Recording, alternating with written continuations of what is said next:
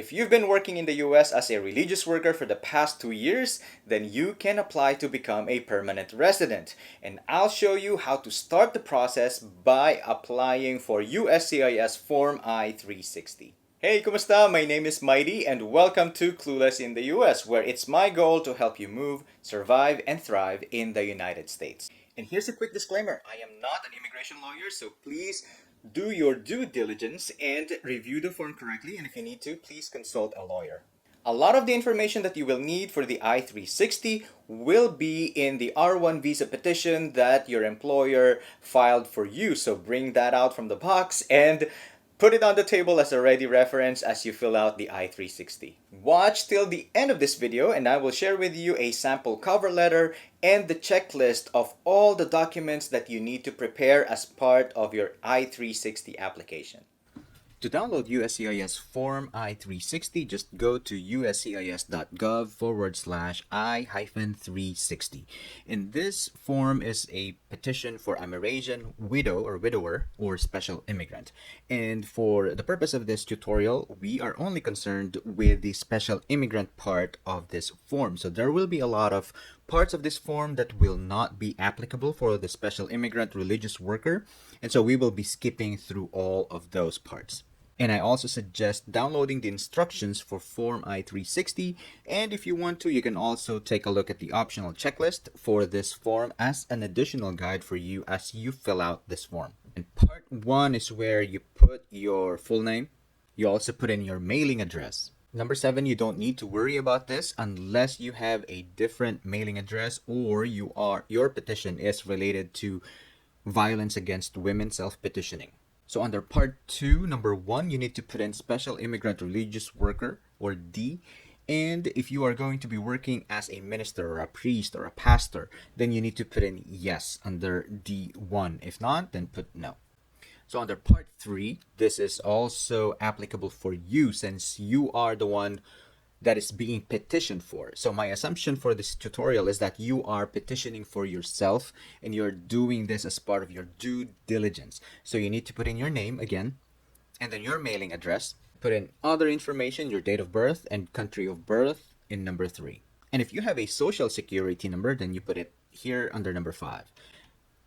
Also your marital status, your date of last arrival, and this should be based on your Form I-94. I have created a video tutorial for how to do that, so just click on the upper right side of the screen. Put in your passport number, and please keep in mind that this passport number should correspond to the one that can be found on your Form I-94. Number 13, the expiration date for your passport or travel document. And number 14, your current non-immigrant status. In my case, I was a religious worker having an R1 visa, so this is what I put it in here. And then on number 15, you need to go back to your Form I-94 and take a look at the expiry of your status. So under 4, if you as an applicant is outside the US and you need to process your application at a different embassy, so this is where you put it. My guess is that does not apply to you.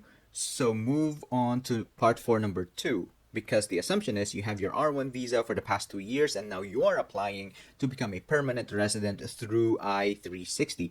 So you need to put in here your details all over again. I know this is quite tedious because you're putting your information all over again. So for part 4, number 2B, please be careful that you do not put your US address here. You will need to put in the address of your last foreign residence. So that meant that I needed to put in my address back when I was still in the Philippines. But this is a fictitious address. Gender of the beneficiary, you need to put in whether you're male or female. For A, are you filing any other petitions or applications with this one? And this is the one thing that's different with the I-360 because it's a 2-step process. You need to file for the petition first before you can adjust your status.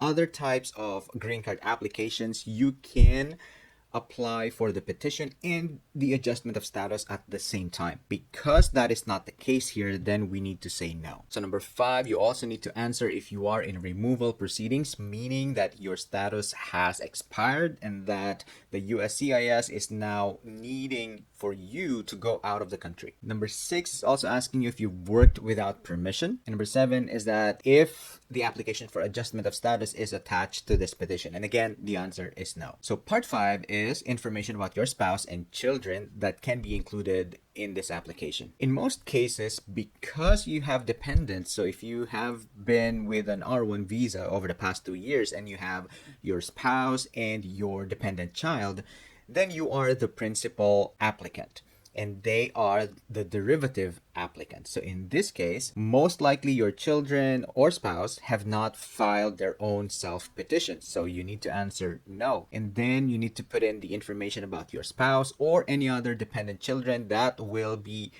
applying as part of this application. Part 6, you can ignore this one. You can ignore part 7, ignore part 8, and no, don't ignore part 9. So because you are a religious worker applying for a green card, now you need to work with your human resource officer to fill this out. Another option that you have is to go back to the documents that you filled out as part of your R1 visa application.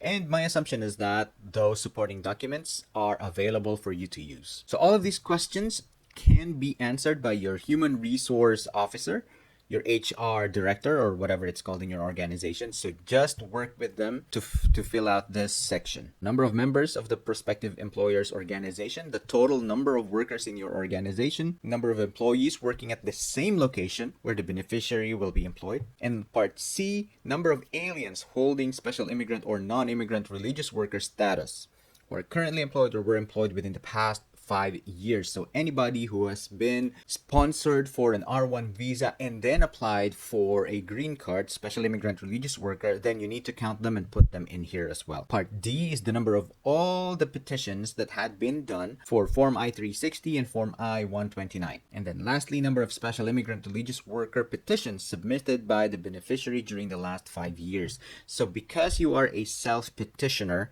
most likely your answer here is 0. And number 2 has the beneficiary or dependent family members previously been admitted to the United States for a period of stay in the R classification? Most likely the answer is yes. Okay, you need to be careful here. Part 9, number 2, if you answered yes, then you also need to provide the periods of time when the beneficiary and or family members were actually in the United States.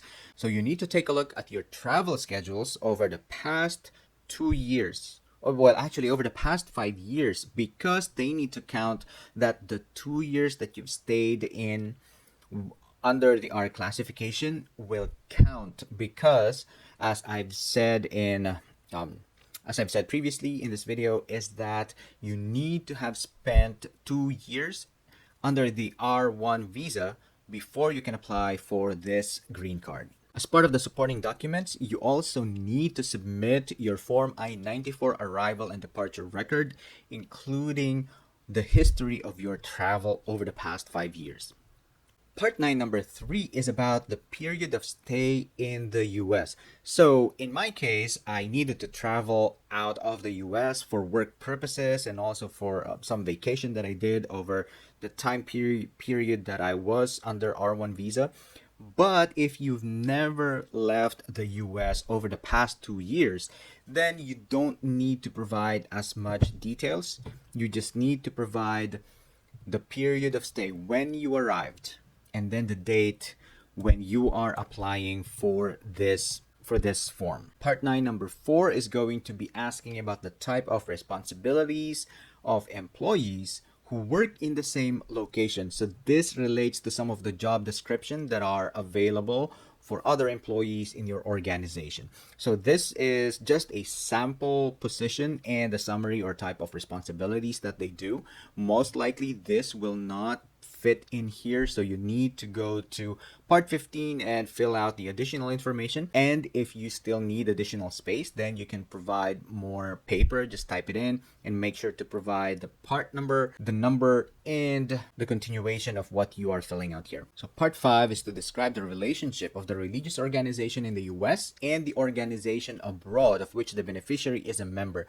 In my case, this was easy because our church in the Philippines was connected to our church here in the US, and my employer is an organization under our denomination. So number 6 is now delving into the specifics of the position that you currently have and you will still have as part of your application for the green card. What you need to remember is that that position needs to be open for you as soon as you get your green card. I have had some situation in the past where one of my colleagues, her position was going away and she applied for her green card. Now that is a problem.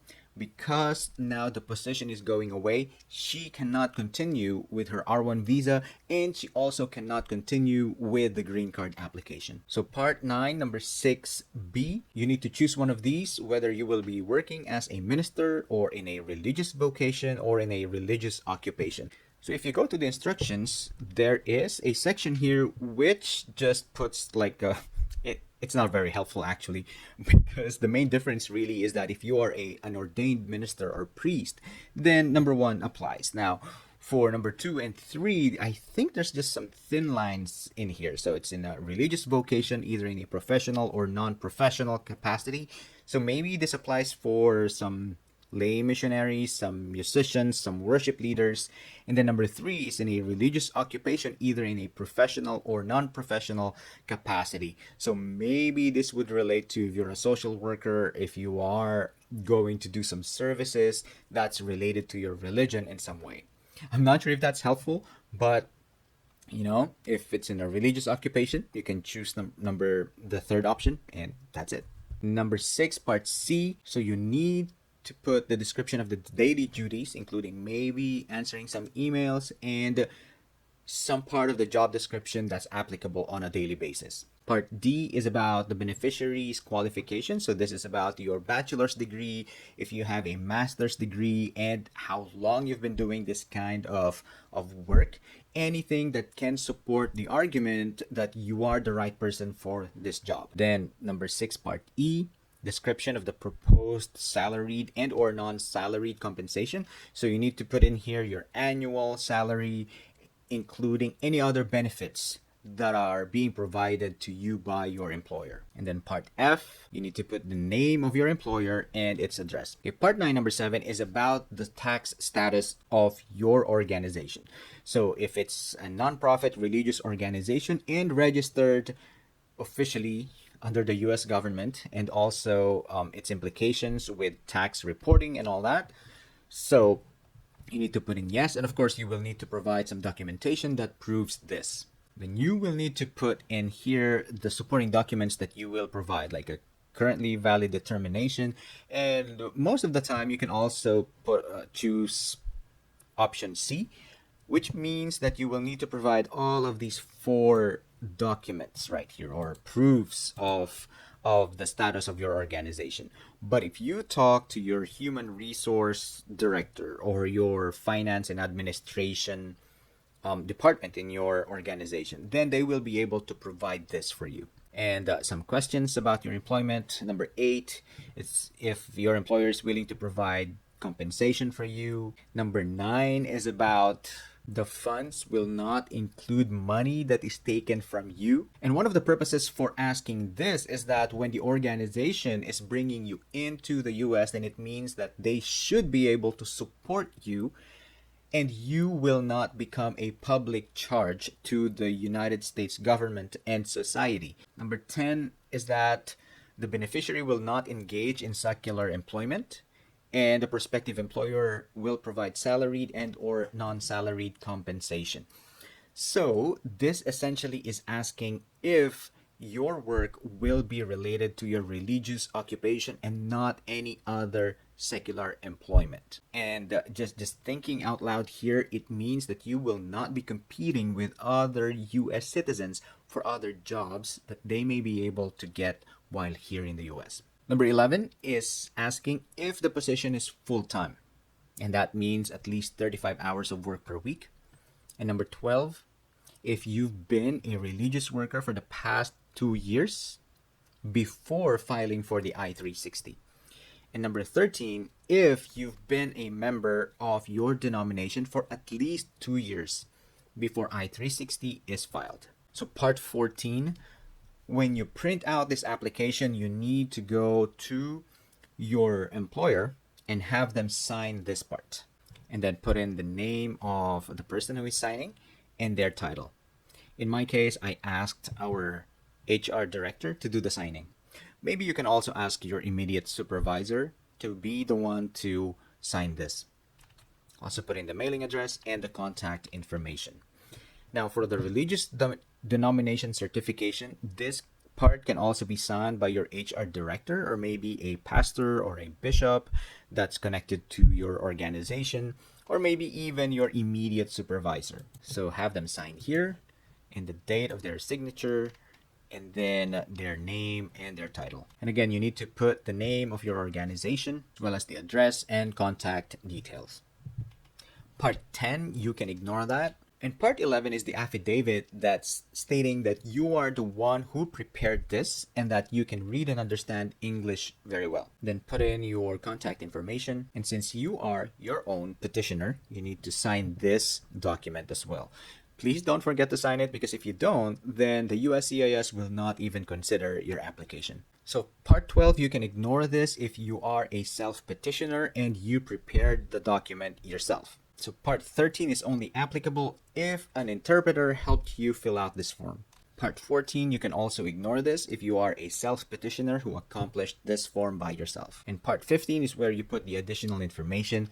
Just make sure to put the page number, the part number, and the item number in here, and then put the information that is asked for by the form. Okay, as promised, to download your free cover letter, the sample cover letter, and a checklist of all the things that you need to prepare as part of the I-360 application, please go to cluelessintheus.com/I360. And when your I-360 application is approved, you know what the next thing that you need to do? Fill out the I-485, which is the adjustment of status. So in order to help you fill out that form, I have a video guide and you can click that right here.